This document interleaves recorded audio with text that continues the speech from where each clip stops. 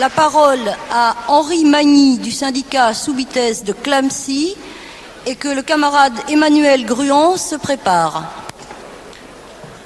Chers camarades, Henri Magny, secrétaire du syndicat Soubitez de Clamecy et secrétaire général de l'Union locale de Clamecy, petite ville. Merci. Henri Magny, secrétaire général du syndicat Soubitez de Clamecy, secrétaire général de l'Union locale de Clamecy, petite ville de 5000 habitants de la Nièvre. Mon intervention se veut un bref témoignage devant le Congrès. Je travaille depuis 23 ans à Soubitez. Je n'aurais sûrement pas éprouvé le besoin de vous en faire part si la lutte ne m'avait pas placé au cœur d'une bataille dont bien des rapports sont liés avec les travaux du Congrès. À Soubitez, les salariés, dont une majorité de femmes, fabriquent les éléments d'éclairage pour cycles. Les conditions de travail, sans exagérer, ne sont pas loin des descriptions de Zola. Les arrêts maladie sont multiples. La vitesse décadence a pour conséquence que de nombreuses travailleuses souffrent de crispation des mains, sans parler des dépressions ou autres problèmes de santé. En 1974, nous étions 700 salariés en contrat à durée indéterminée. En 1981, les suppressions d'emplois avaient déjà ramené l'effectif à 550. En 1983, Tapi est amené dans notre département par M. Bérégovoy, lui-même parachuté à la mairie de Nevers quelque temps avant. Le ministre des Finances et ses amis présentaient Tapi en sauveur. Tapi mit d'abord la main sur Look, usine de Nevers spécialisée dans les fixations de ski, puis sur Soubitez en 1984. Il n'a pas déboursé un centime, mais il procéda à des dizaines de suppressions d'emplois. Dans la foulée, il supprima de nombreux acquis des salariés, jours de congé, pauses, etc. Il accéléra les cadences et installa la flexibilité avant même que le pouvoir actuel l'inscrive dans les lois. Tapi a revendu les 2 usines nivernaises en 1989, empochant au passage 25 milliards de centimes.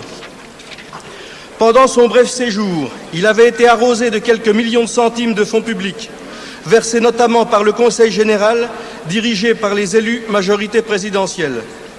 Inutile de vous dire que dans notre département, Tapi n'est pas considéré comme un homme moderne, ni comme un rempart contre Le Pen, mais comme un rapace au bec et aux griffes acérées, digne spécimen du patronat le plus archaïque.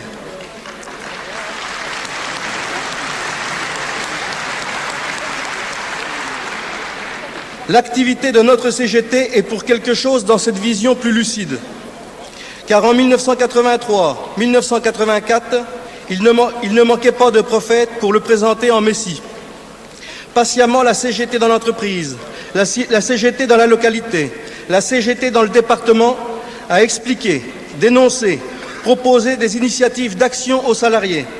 En 1989, quand le ministre des Finances Bérégovoy a autorisé Tapi à vendre Look Soubitez à des financiers américains et suisses, prétendant une nouvelle fois que c'était pour servir l'emploi, il trompait déjà beaucoup moins de monde.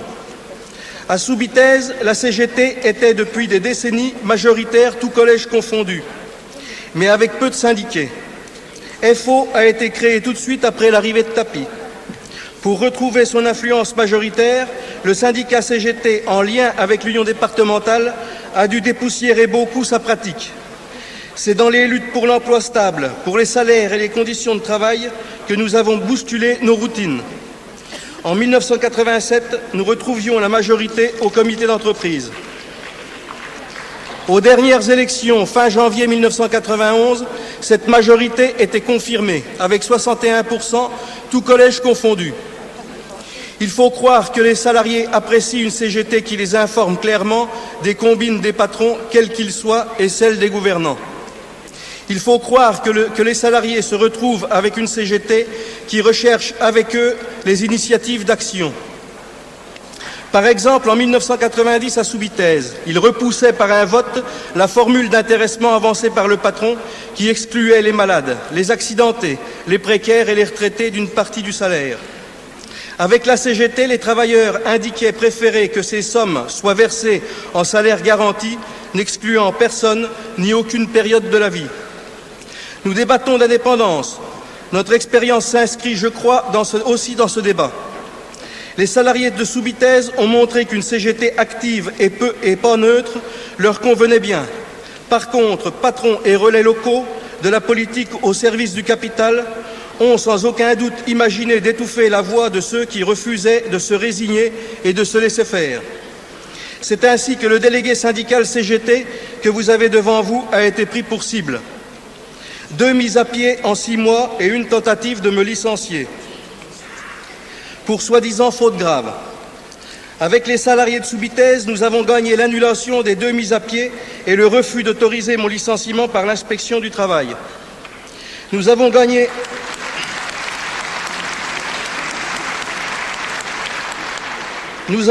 l'annulation des 2 mises à pied et le refus d'autoriser mon licenciement par l'inspection du travail. Nous avons gagné cela dans l'entreprise avec des tracts, des pétitions et aussi avec l'appui de l'opinion publique locale et départementale informée dans des initiatives de soutien par l'UL et par l'UD. Rien n'est jamais définitivement acquis, disait Louis Vianney dimanche. Nous le vérifions à Soubitez. La joie des travailleurs apprenant le refus de mon licenciement fut de courte durée. Le lendemain, le patron mettait en place un immonde chantage à l'emploi qui se résume. Soit je licencie Henri Magny, soit je licencie tout le monde. C'était le 13 février 1991. Vous imaginez l'onde de choc sur 230 salariés, dont 40 intérimaires. D'autant plus que les médias amplifiaient largement. 5 colonnes dans la presse régionale, images et commentaires à FR3 Bourgogne, Radio Luxembourg, Libération, France Inter qui découvrait soudain un intérêt pour ce coin perdu de province. Autour de moi, des délégués, jeunes syndiqués, tout frais sortant de l'école syndicale. En janvier, nous avions réalisé 10 adhésions, portant à 17 le nombre de nos adhérents. C'est encore en lien étroit avec le secrétaire général de l'UD que nous organisions des réunions des syndiqués avec d'autres travailleurs. Nous élaborions des tracts sur la base de ces discussions. La recherche permanente de l'Union des salariés, campagne locale et départementale pour informer et rassembler. Je voudrais saluer ici le courage de mes jeunes camarades délégués qui faisaient leur première expérience de lutte dans une véritable tourmente. Pour relayer et entretenir son chantage à l'emploi, le patron nous traînait 2 fois devant le juge des référés. Nous le mettions encore en échec sur la base de ce que j'ai expliqué avant. Le patron organisait un petit groupe de maîtrise en véritable commando, chargé d'exciter les salariés contre nous. Ils venaient me menacer de mort à mon poste de travail. Ils affichaient un texte accusant le délégué syndical de tout et n'importe quoi. Ce texte se terminait par ces mots « que M. Magny s'en aille par tout moyen ». Ils nous arrachaient nos tracts. Pendant ce temps, sans aucune animosité, mais pour donner toute la réalité, je dois dire que le syndicat FO accompagnait toute la campagne patronale, cherchant de surcroît à faire démissionner le comité d'entreprise. Pour autant, le patron devait se rendre compte qu'il ne parvenait pas à retourner l'opinion des salariés contre la CGT. Alors, dans la nuit du 19 au 20 avril, un incendie d'origine criminelle détruisait une partie de l'usine. C'était un samedi matin. Nous avions organisé une réunion des salariés. Ils étaient une vingtaine. Le lundi, à la première heure, 25 000 exemplaires d'un journal spécial de l'UD, rédigé et tiré dans le week-end, donnaient la position de la CGT sous le titre « Qui avait intérêt à faire brûler Soubitez ?» Cela compta encore beaucoup dans le rapport des forces. Les salariés de Soubitez, placés en chômage partiel, n'ont subi, grâce au poids de la lutte, aucune perte de salaire.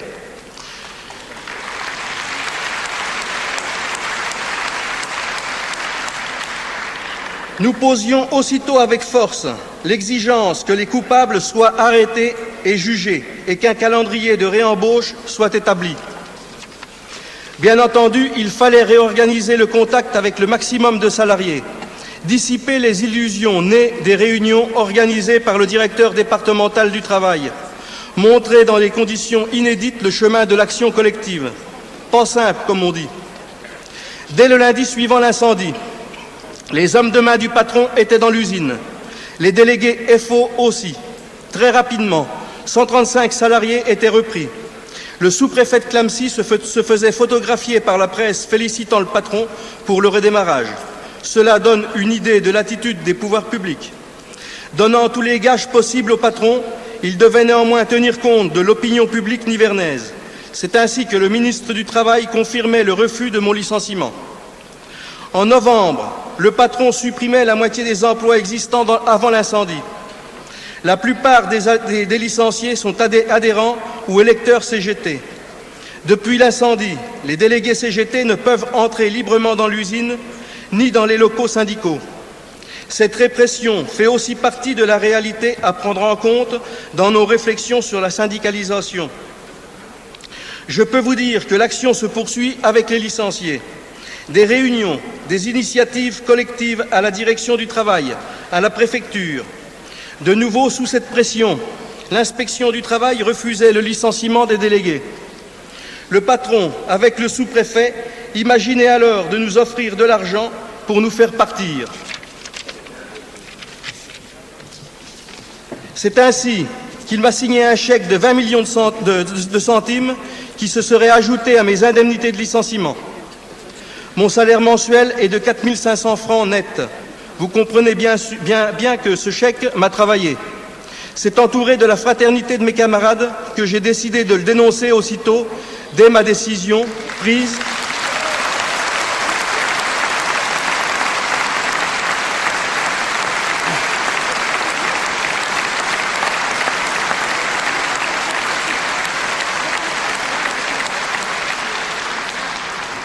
Dès ma décision prise, je me suis senti soulagé. Si j'avais accepté le chèque, la lutte de mes camarades licenciés aurait été affaiblie. Au contraire, ce chèque sert la lutte. Et vous pouvez voir sur le journal de l'Union départementale le fac-similé du chèque. Pour conclure, je dois dire que je suis aussi maire adjoint communiste de cette localité dirigée par un maire socialiste qui est aussi...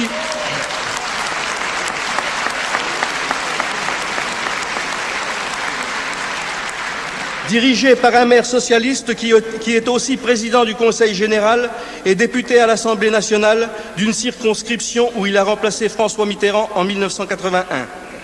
Faut-il vous dire qu'un seul parti appuie sans faille la lutte des salariés de Soubitez, le PCF? L'action continue à Soubitez pour faire réembaucher tous les licenciés et pour qu'ils travaillent dans la dignité et le respect de tous leurs droits, pour faire condamner toutes les infractions commises par le patron, pour faire arrêter et condamner les incendiaires. Une précision encore. Depuis le refus du chèque, le patron prétend ne plus verser mon salaire. Je suis payé avec la solidarité et nous menons la lutte pour faire rétablir ma paye mensuelle.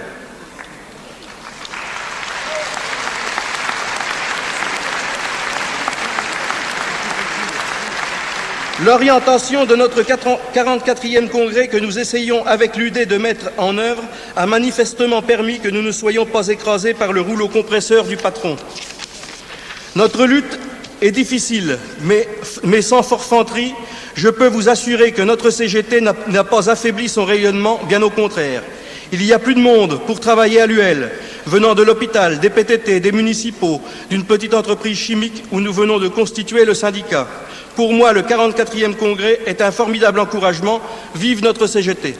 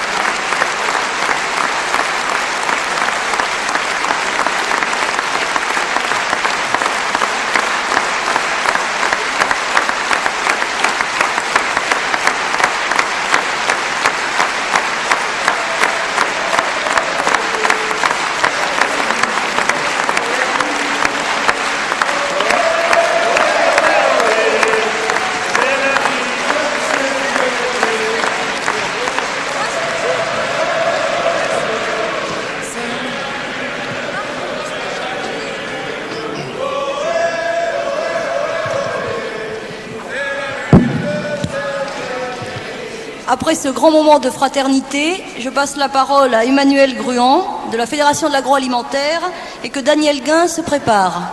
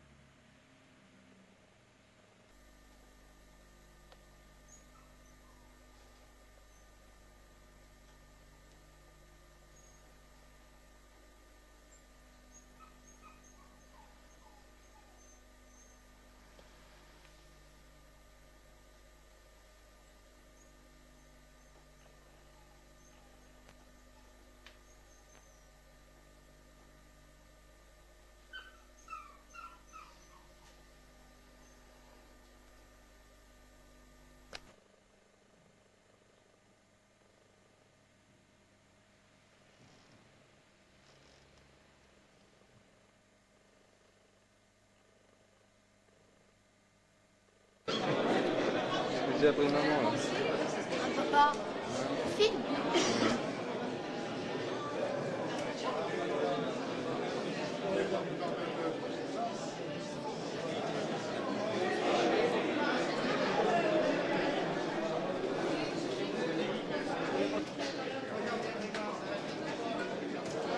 Ah, c'est pas bon.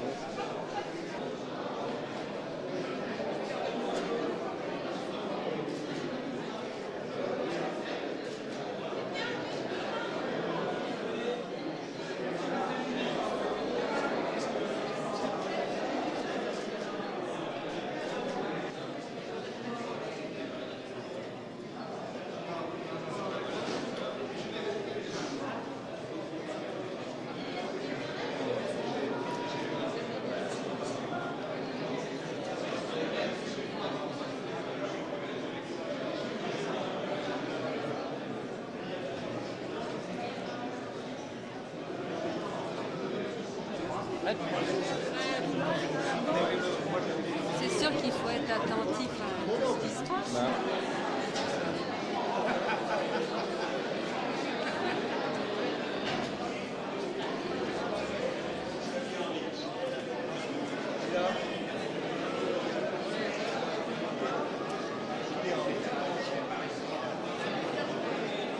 va? Attention, ça va bien? C'est dans la caméra.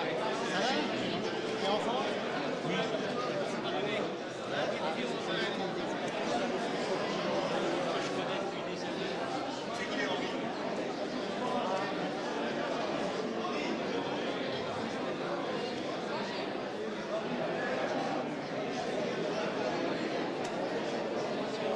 Le comité de soutien à Henri Magny et aux salariés de Subitès.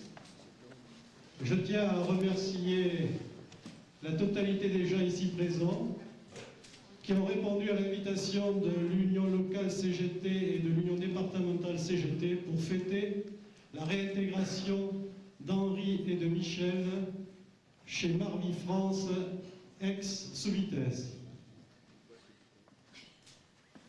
C'est la première fois que je prends la parole après une lutte aussi longue qui permet de réintégrer au bout de 5 ans des salariés licenciés abusivement. Mon émotion est forte, je vais m'arrêter et je passe la parole à Michel.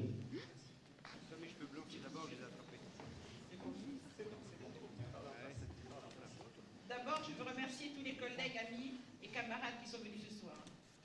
C'est avec beaucoup d'émotion que l'on se retrouve après ces 5 années de lutte pour ce magnifique résultat. La réintégration sur notre lieu de travail à des postes identiques pour Henri Magny et moi-même. Ce résultat, c'est à vous que nous le devons. À vous qui nous avez encouragés, qui nous avez accompagnés aux portes de l'usine, au tribunal. À vous qui, par des pétitions, des signatures récoltées un peu partout, avez fait progresser la connaissance du conflit et ainsi aider à notre victoire. À vous qui avez su vous priver, à tous les niveaux, salariés, retraités et même chômeurs, pour que la solidarité financière s'installe pendant ces 23 mois où nous n'avions plus de salaire. Vous avez fait en sorte que l'on reste digne, qu'on en ait de quoi vivre. Pour tout cela, je vous remercie. Je voudrais encore remercier l'équipe CGT de Nevers, sous la direction de Jean-Claude Lebrun, qui ont tous été formidables. L'Union locale de Clamecy et ses membres, mais plus particulièrement mon collègue et ami Henri Magny, qui, par un matin de janvier 1991, m'a demandé de participer à la formation de la liste CGT, délégué du personnel et représentant du comité d'entreprise. Malgré mes hésitations, mes réticences, il m'a tendu la main et m'a dit « Viens, tu verras par toi-même. On a besoin de tous les avis. Si tu n'es pas d'accord, tu le dis. » Et c'est ainsi que j'ai découvert cette grande famille, la CGT. Cette famille qui m'a accueilli, guidée dans les rassemblements, réconfortée dans les moments de découragement. Et quand les jours de vaches maigres sont arrivés, la solidarité financière s'est installée et nous n'avons manqué de rien. Avec vous, je suis allée à différents rassemblements, mais c'est celui de Lyon qui m'a le plus marqué. Le rassemblement des Manus. Ce rassemblement restera pour moi, je le pense, un des plus beaux parcours, un de mes plus beaux parcours. 70 000 personnes, partout des bus, des trains spéciaux, la cordialité, l'entraide, le partage. Ce soir-là, je suis rentrée pieds nus, fatiguée, n'ayant pas vu la queue du rassemblement, mais le cœur plein d'espoir. J'ai découvert ce soir-là que seul on ne peut pas grand-chose, mais unis, tous ensemble, on peut tout. À vous tous, merci.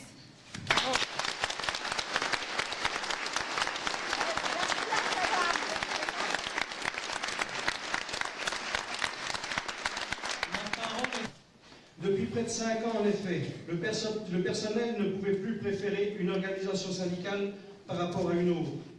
La CGT était interdite d'usine depuis ce matin du 20 avril 1991, où des mains criminelles mettaient le feu à notre outil de travail.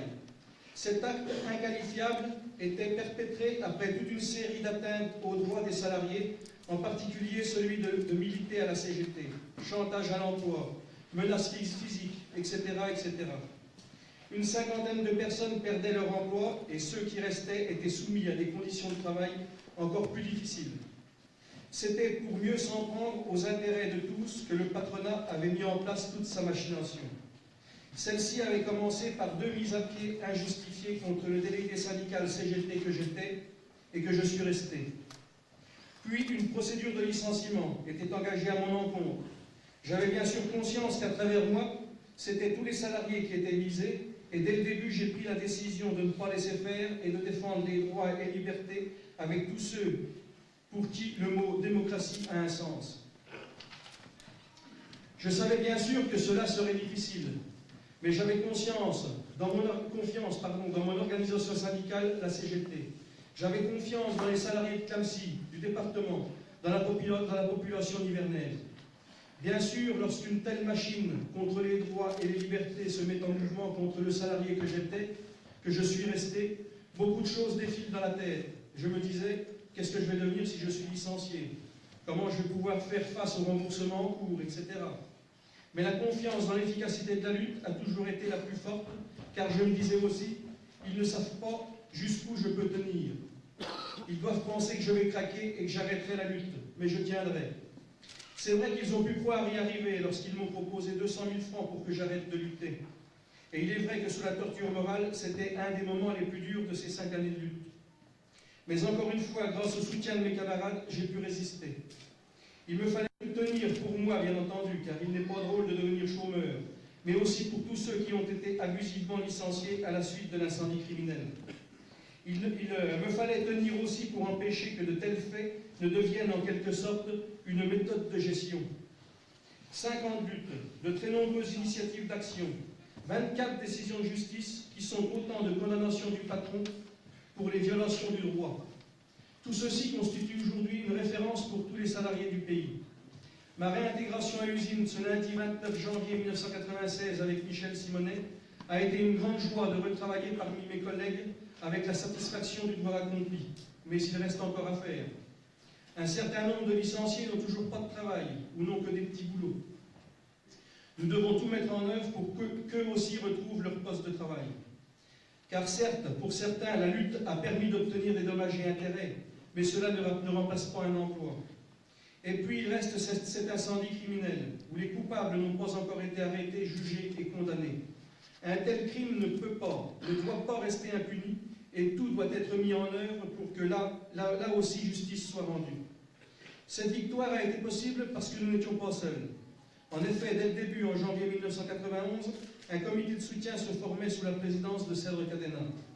Au départ, il s'appelait le comité de soutien Henri Magny, mais très vite, il devenait comité de soutien aux salariés de Soubitaise, car vraiment, c'était bien tous les salariés qui étaient visés.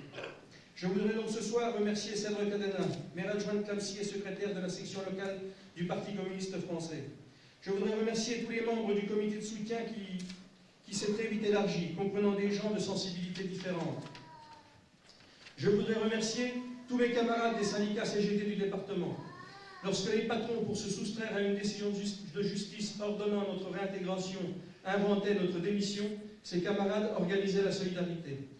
C'est dur de se retrouver d'un seul coup sans statut, ni salariés, ni chômeurs, ni retraités, sans ressources, mais que c'est bon de penser que des camarades font le maximum pour vous assurer pendant 2 années des revenus. Qu'ils en soient vivement remerciés. Je voudrais remercier aussi les élus nivernais qui ont agi dans l'intérêt des salariés de Soubitaise. Messieurs Bouquet, maire de Surgy, Martial Mélinger, ancien maire de Billy-sur-Oisy, et monsieur Christel, nouveau maire de Billy-sur-Oisy, membre du comité de soutien. André Perrineau, maire de Varennes-Vauzelles et conseiller général du canton de Guérigny. Michel Girard, maire de Garchizy et conseiller régional. Paulette Lavergne et Raymond Bussière, conseillers généraux. Je voudrais remercier la Fédération de la Nièvre, du Parti communiste français et le journal Les Nouvelles de la Nièvre et son secrétaire fédéral Daniel Surieux, dont le soutien n'a jamais faibli durant ces 5 années. Je remercie Jean-François Perrault, que le congrès de la CGT vient d'élire au bureau confédéral. Jean-Marie Chapman, membre du bureau de la Fédération de la Métallurgie. Jacques Dumonteau, secrétaire départemental de la FSU. Je remercie aussi toutes les personnes qui ont participé à la solidarité. Toutes celles qui ont contribué au succès, en particulier en participant aux différentes actions organisées depuis 5 ans. Je remercie vous toutes et tous qui êtes venus ce soir fêter l'événement de cette grande victoire. Enfin, je voudrais ce soir rendre hommage à 3 personnes. Michel Simonet qui a tenu pendant ces 5 années, et ce n'était pas facile pour elle, qui n'avait, il faut le dire, aucune expérience syndicale. Jean-Claude Lebrun qui est le premier artisan de ce succès. En effet, pendant toute la lutte, il a été disponible quasiment à chaque moment, et même pendant ses vacances. Combien de pages avons-nous écrites ensemble? Combien de temps passé à discuter, à réfléchir? Combien d'heures passées au téléphone? Combien de kilomètres parcourus en voiture par tous les temps? Peut-être un jour, lorsque nous serons vieux, nous l'écrirons ensemble, ce livre de la lutte dont nous parlons si souvent. Merci Jean-Claude.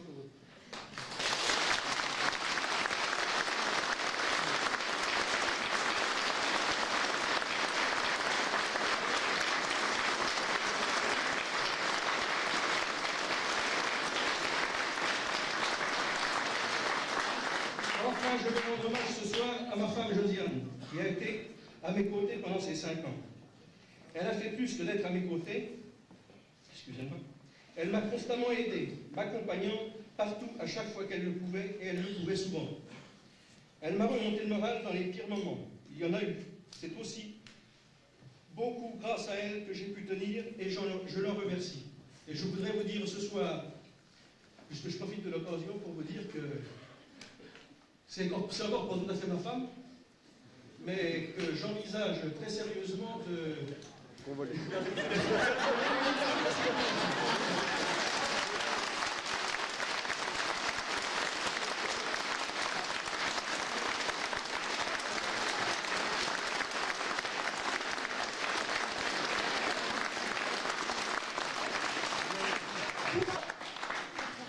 Et Michel, bien sûr, il ne faut pas l'oublier non plus.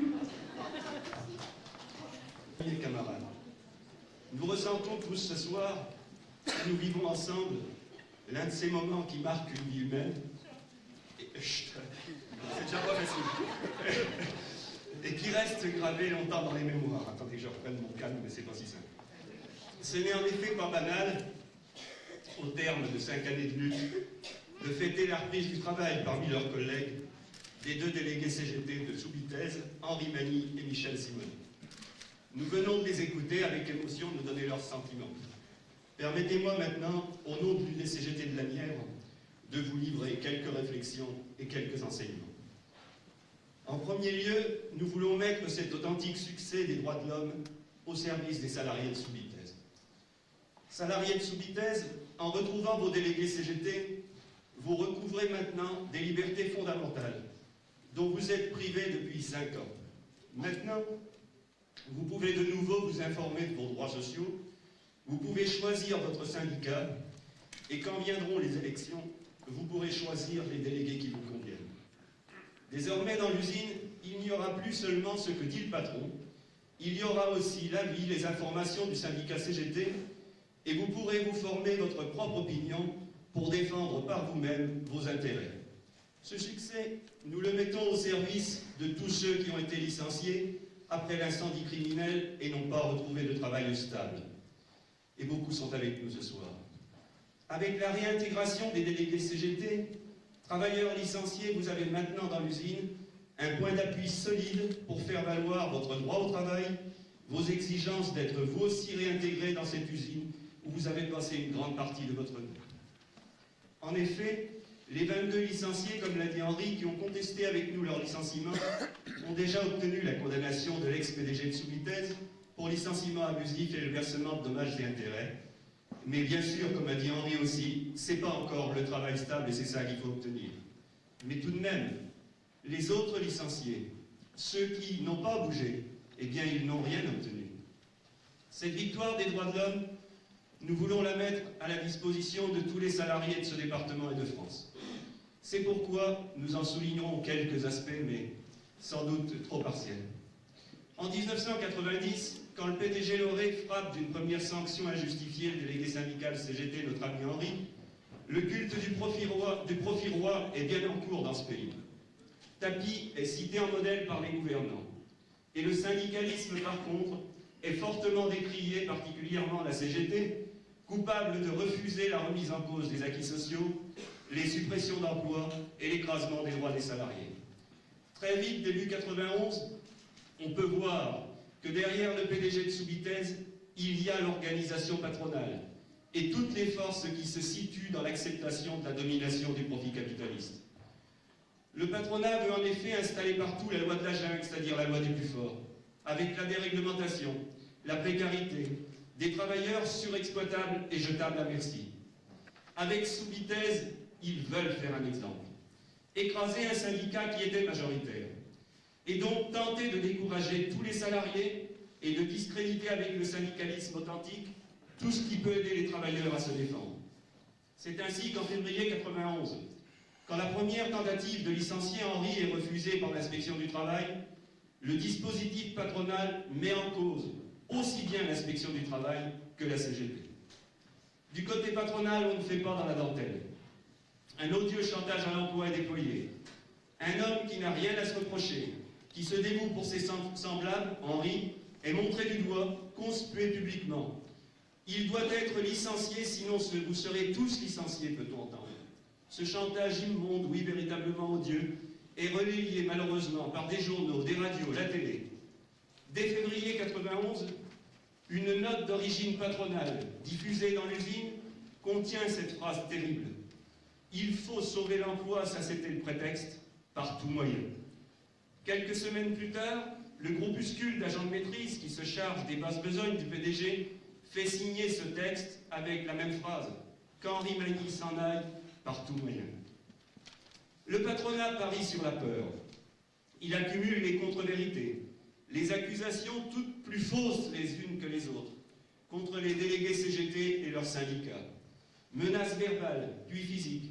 C'est dans ce contexte qu'intervient dans la nuit du 19 au 20 avril 91 l'incendie criminel d'une partie de l'usine.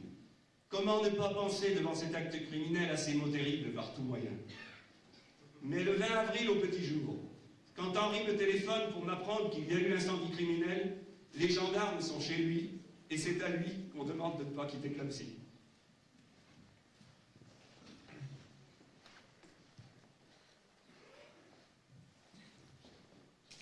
Il faut se remémorer cette chape de plomb. Et encore, je ne sais pas si je prends le goût. Faut que vous mettiez.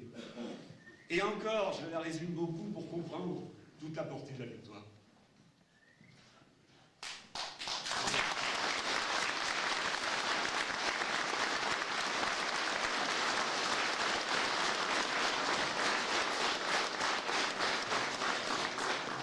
Combien à l'époque pensaient de bonne foi qu'on ne pouvait sans doute pas grand-chose?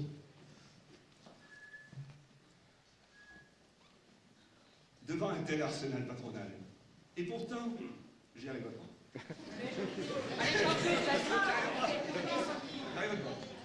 Et pourtant, nous l'avons vaincu. L'arsenal patronal est défait, et ce sont les droits des travailleurs qui triomphent. Brièvement, bien sûr, je crois que si cette lutte a pu tenir ces 5 longues années et gagner, c'est pour un ensemble de raisons, et j'essaierai d'en souligner quelques-unes. D'abord, il a fallu que nos camarades Henri et Michel conservent la confiance en eux-mêmes. Confiance dans la lutte collective et confiance dans leur syndicat CGT. Je crois d'ailleurs que ces 3 données sont étroitement imbriquées. Dans chaque être humain, il y a cette capacité de faire face aux événements les plus graves avec courage. Mais il est très difficile, sinon impossible, de le faire tout seul. C'est en s'entraînant, en s'épaulant avec les autres qu'on parvient à surmonter les épreuves et à se surpasser. Le syndicat CGT nous aide quotidiennement à cela. Ensuite, il nous a fallu ensemble utiliser pleinement notre orientation CGT. Je vais dire nous, parce que vous comprenez bien que devant un tel enjeu, il a fallu bien sûr que nous nous y investissions. C'est donc ce que nous avons essayé de faire, de mettre en œuvre notre orientation. Nous avons en face de nous une politique de violence, des coups de force, de la terreur basée sur les réflexes les plus bestiaux, pardonnez-moi l'expression. Sans nous lasser, nous lui avons opposé une campagne d'explication faite de paroles, d'écrits, d'initiatives, de rassemblements, s'adressant à l'intelligence humaine, recherchant la réflexion, cultivant les valeurs humaines de justice et de solidarité. Finalement, les réunions à quelques-uns, et parfois plus nombreux, l'écoute des collègues, les dialogues avec eux et avec les autres salariés, les tracts rédigés, y compris dans la fatigue d'éveiller, nos journaux ont permis que l'opinion nivernaise s'y retrouve, et ce poids de l'opinion publique a joué un rôle déterminant. Évidemment, rien de cela n'aurait été possible sans le réseau des dizaines d'organisations syndicales CGT dans les entreprises nivernaises, sans les syndiqués CGT, qui ont diffusé les matériels, fait signer les pétitions et contribué activement à la solidarité financière. Dans ces 5 années de lutte, il y a eu encore un volet bataille juridique, puisque nous avons fait condamner les dirigeants de sous-vitesse pas moins de 24 fois. Et je crois qu'on peut excuser Maître Laudet, qui a sans doute pas pu venir, et on avait oublié de le faire. Je voudrais souligner ici qu'heureusement pour notre démocratie, des fonctionnaires de l'inspection du travail et des magistrats accomplissent consciencieusement leurs tâches au service du droit et de la justice. Mais ne nous trompons pas, il n'y a jamais de bonne justice pour les travailleurs s'il n'y a pas une lutte puissante, un mouvement d'opinion fort qui aide la balance à pencher du bon côté. Car au-dessus de l'administration du travail, au-dessus des tribunaux, il y a l'État, le gouvernement, et de ce côté-là, les gouvernants se sont succédés en 5 ans. Mais le moins qu'on puisse dire, c'est que leur politique bénéficie toujours aux privilégiés de la finance. Dans cette lutte sous vitesse, et devant le poids de l'opinion, 3 ministres du Travail, j'ai oublié le nom au moins d'un, mais je me souviens que c'était Soisson, Aubry, et le troisième, encore une fois, j'ai oublié, ont dû confirmer les refus de licenciement prononcés par l'inspection du travail. Mais chaque fois, ils l'ont fait du bout des lèvres, ils l'ont fait implicitement, au bout du délai de 4 mois qu'ils ont, ce qui laissait tout le loisir au patronat de continuer sa machination. Le triste épisode de l'amnistie est tout aussi révélateur. Mais cela ne donne que plus de valeur, plus de poids à la victoire, car elle a bel et bien été arrachée, malgré toutes les forces du patronat, malgré toute la volonté et la puissance des gouvernants. Aujourd'hui, quand des salariés se trouveront confrontés aux attaques patronales, ils pourront puiser dans le succès de Sous-Vitesse pour mener leur propre combat. La victoire de Sous-Vitesse, c'est la démonstration que les situations qui peuvent sembler les plus désespérées ne sont pas insurmontables. La victoire de Sous-Vitesse, c'est un immense espoir pour tous ceux qui aspirent à se libérer de cette dictature financière qui nous enfonce chaque jour un peu plus dans le chômage et le mal-vivre. Avec Michel et Henri, nous ressentons bien sûr de la fierté d'être actifs dans cette CGT, ce syndicalisme qui bouge, se transforme, pour être toujours plus revendicatif dans la défense des intérêts du monde du travail, toujours plus unitaire, rassembleur et démocratique, afin de permettre aux travailleurs de reconquérir le plein emploi, de faire triompher les revendications pour que l'argent soit enfin au service des humains. Nous pouvons ressentir aussi de la fierté dans nos rapports avec l'argent. Dans l'arsenal patronal, il y a aussi la corruption. Et l'actualité illustre depuis un certain temps comment le monde des affaires louches est mêlé de près à celui des affaires tout court. Alors, fin 1991, les dirigeants de Sous-Vitesse ont tenté aussi ce moyen-là. Et s'il fallait une preuve incontestable que l'objectif patronal était bien l'élimination du syndicat CGT, mais pas pour lui-même, mais comme moyen de se défendre pour les salariés, eh bien le montant du chèque signé à Henri Magny en décembre 1991 en constitue une de preuve. 20 millions de centimes. Voilà le montant du chèque qui accusera tout jamais le patron. Car 20 millions de centimes, c'est une somme quand on gagne 5 200 francs, à peine 5 200 francs net par mois. Henri vous l'a dit, on imagine la torture morale. Allez, encaissez donc ce chèque, vous allez refaire votre vie et puis tout cela sera fini. Le cynisme patronal n'a pas de limite. Combien de fois d'ailleurs ce mauvais feuilleton est servi à des travailleurs qui se retrouvent au bout de quelques mois dans les affres du chômage et du manque de ressources. Ici, il s'agissait d'argent sale, afin de faire abandonner la lutte au délégué syndical CGT. Et par la même occasion, en faire de nouveau, avec son syndicat, la cible de la calomnie, toujours pour décourager les travailleurs. Chacun comprend bien le drame interne dans un tel moment. Et puis ces voix, même quelquefois proches, qui susurrent « Allez, et puis ce sera fini ». Mais qu'est-ce qui serait fini? Rien. Et au contraire, tout serait pire. Qu'est-ce que c'est?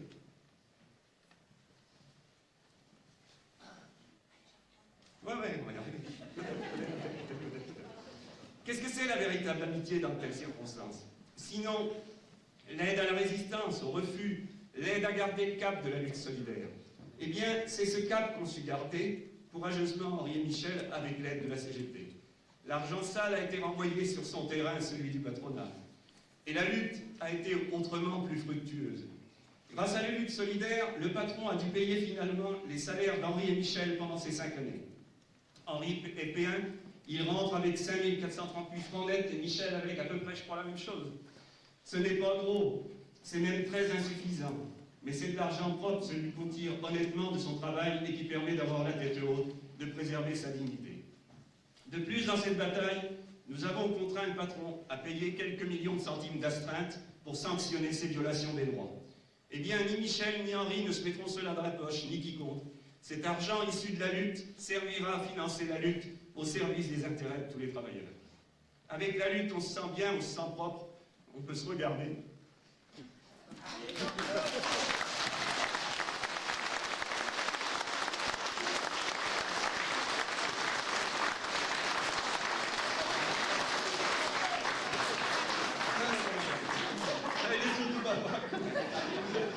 Voilà. On peut se regarder dans la glace sans malaise et croiser le regard de ses amis ou soutenir celui de ses enfants et petits-enfants. Allez, il y a plus long longtemps, il y a plus long, mais je sais pas. Ah ouais, j'ai presque... Merci. Voilà. Alors, il y a 5 ans, le salaire d'un P1 sous vitesse était donc de 5 180 francs net. Il est de 5 438 francs aujourd'hui. On se dit en voyant cela que sans le syndicat CGT, il manque vraiment aux salariés un moyen essentiel pour se défendre. Le syndicat CGT, c'est chaque salarié, c'est vous, c'est moi, c'est nous, avec nos idées diverses, avec nos caractères, nos qualités et nos défauts. Et la preuve, j'en ai plein, j'arrive pas. Eh bien, cette victoire, ça même.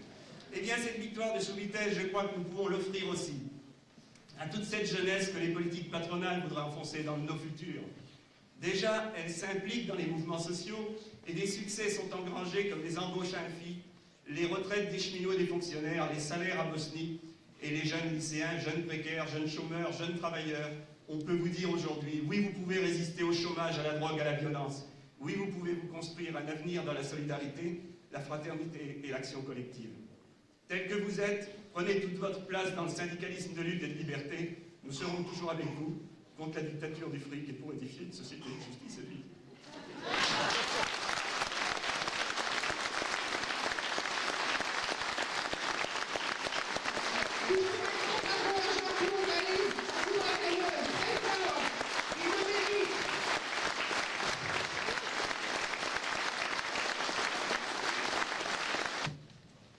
Pas simplement parce que tout le monde n'a pas voulu prendre de chaise. Et si Jean-Claude n'a qu'un seul défaut, c'est celui d'être humain. Mouvement social et lutte pour les libertés sont indissociables. La répression contre les luttes est permanente. Elle peut être très localisée et sous des formes très diverses, et se passer à des moments très différents. Mais il y a des grandes tendances, et aujourd'hui nous observons un net regain après le mouvement social de décembre. Il y a un esprit revanchard dans le pays, parce qu'ils n'ont pas avalé, n'ont pas digéré ce que nous leur avons fait.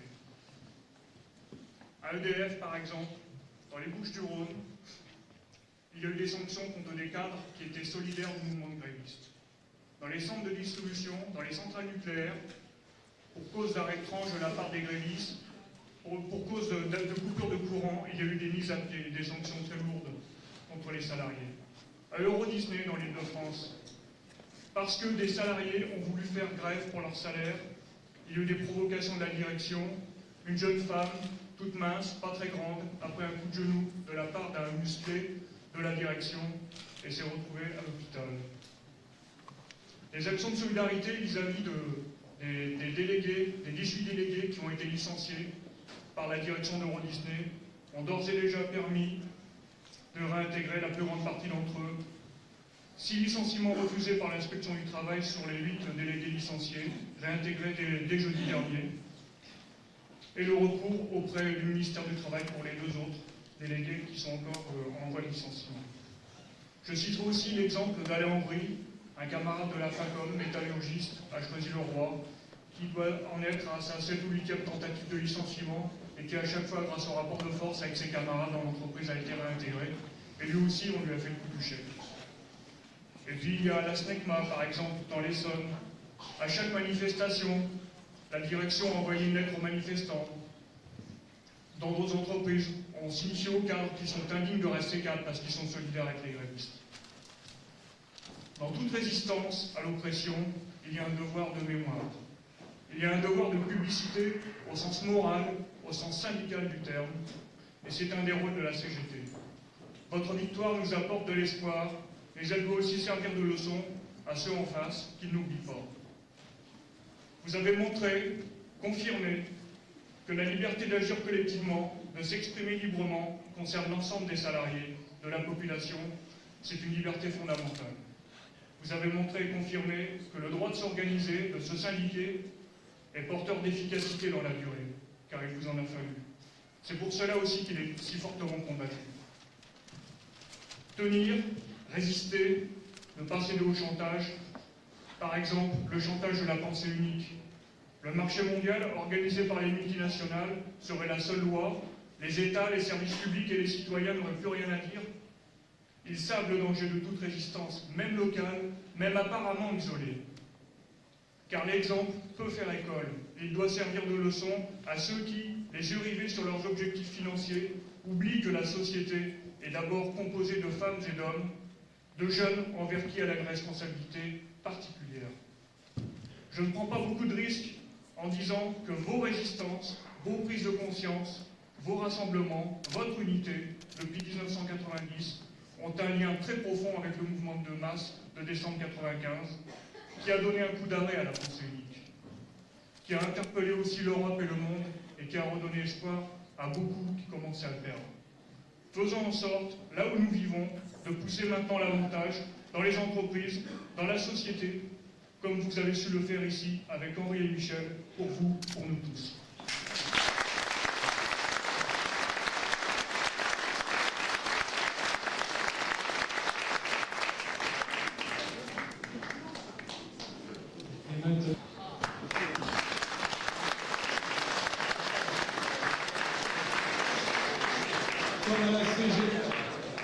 Comme à la CGT, le père Jacques Nord, je vous rappelle qu'il y a une table de littérature où vous pouvez trouver un certain nombre d'ouvrages fort intéressants et qui aident beaucoup pour lutter. Et nous en avons vraiment besoin actuellement.